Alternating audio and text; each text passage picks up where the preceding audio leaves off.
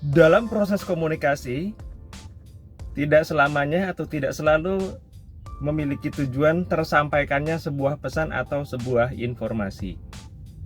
Justru, seringkali ketika kita berkomunikasi, ketika kita menyampaikan sesuatu, harapannya adalah mereka yang mendengarkan menjadi terpengaruh atau terinfluence.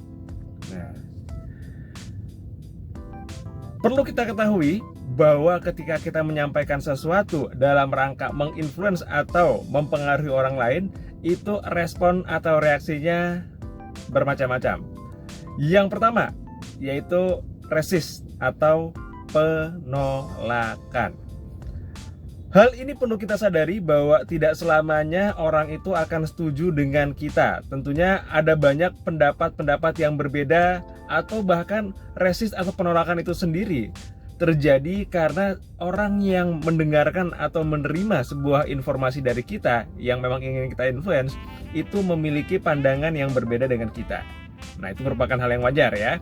Dan yang kedua, selain dari resist atau penolakan, ada yang disebut dengan comply atau patuh.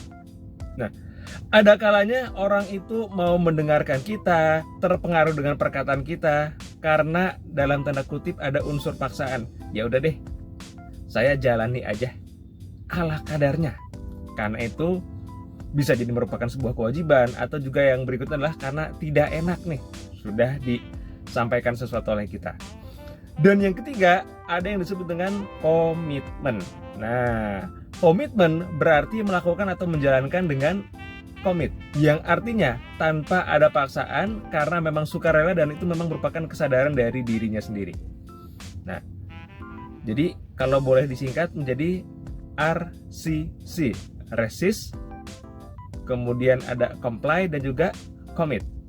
Itu merupakan reaksi atau respon yang timbul ketika orang sedang kita pengaruhi, sedang kita komunikasikan yang memang tujuannya orang itu akan terpengaruh dengan apa yang kita sampaikan. Nah, yang paling menjadi tujuan dari ketika kita menyampaikan sesuatu atau mengkomunikasikan sesuatu adalah orang itu yang mendengarkan akan muncul yang namanya komit. Dan komit itu sendiri tentunya ada yang memang tercipta langsung, ada juga yang memang merupakan atau membutuhkan sebuah proses. Nah, boleh jadi orang pertama-tama akan timbul yang namanya penolakan, tapi seiring dengan berjalannya waktu atau seiring dengan pendekatan berikutnya yang kita lakukan, ya, timbul yang namanya, oh betul juga yang disampaikan, maka saya akan komitmen deh menjalankan apa yang dimaksudkan. Bisa jadi seperti itu, ya. Dan ada juga yang memang berawal dari ya melaksanakan karena memang nggak enak. Yang berikutnya adalah karena memang mungkin yang mengkomunikasikan itu orang yang punya jabatan lebih tinggi, nurut aja deh walaupun sebetulnya saya nggak setuju. Nah, tapi karena ada informasi belakangan yang memang didapatkan secara utuh, akhirnya bisa menjadi orang yang komit. Nah, untuk menjadi komit, tepatnya yang saya maksudkan adalah untuk membuat orang itu komit untuk melakukan apa yang kita maksudkan, apa yang kita inginkan. Ada beberapa hal yang memang perlu kita perhatikan, ya. Kalau saya menyingkatnya ke dalam PAPI, PAPEE. Nah, kita sama-sama simak ya. P yang pertama adalah pray atau berdoa.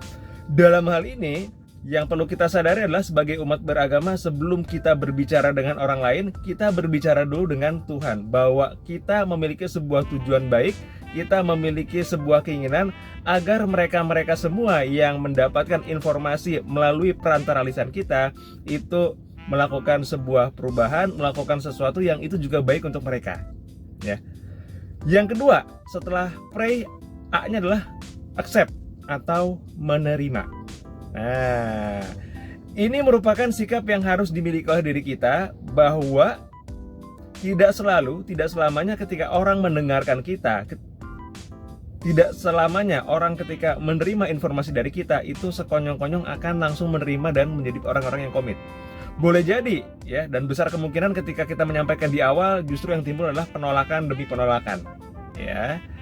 Oke, setelah ada yang namanya accept, berikutnya ada huruf P lagi yang disebut dengan preparation atau persiapan, ya.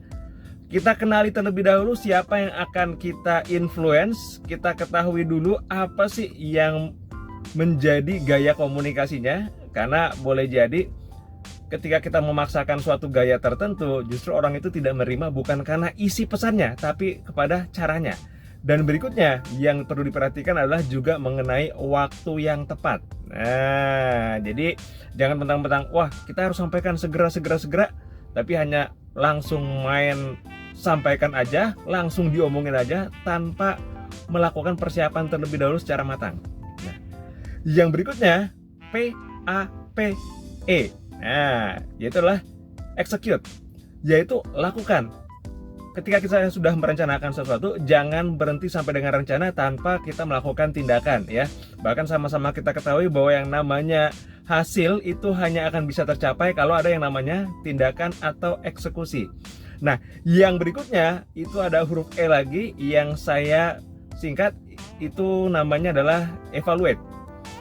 Nah, sadari bahwa dalam kita melakukan sebuah proses mempengaruhi orang lain, ketika kita melakukan yang namanya mempengaruhi ya, itu ada banyak pelajaran yang bisa kita dapatkan. Sehingga ketika kita nanti di kesempatan yang berbeda ingin melakukan hal yang disebut dengan influence atau mempengaruhi orang lain, kita sudah memiliki bekal dan referensi yang cukup.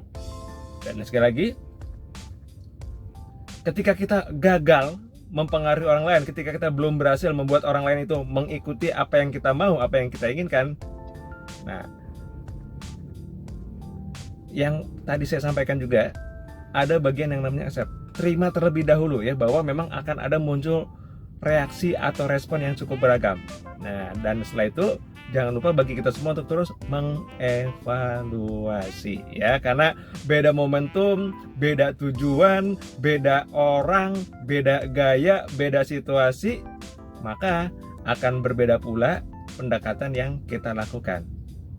Nah, jadi sekali lagi, ketika kita sudah memiliki sebuah perencanaan, bahkan kita googling, kita belajar dari orang yang jago komunikasi sekalipun, yang memang wah kayaknya kalau misalkan sekali mengucap kata itu orang akan langsung terpengaruhi, sadari bahwa manusia memiliki potensi untuk memunculkan 3 hal yang tadi ya. Maka pastikan bahwa kita terus mengevaluasi setiap proses yang kita jalankan. Terima kasih, sukses selalu untuk Anda semuanya.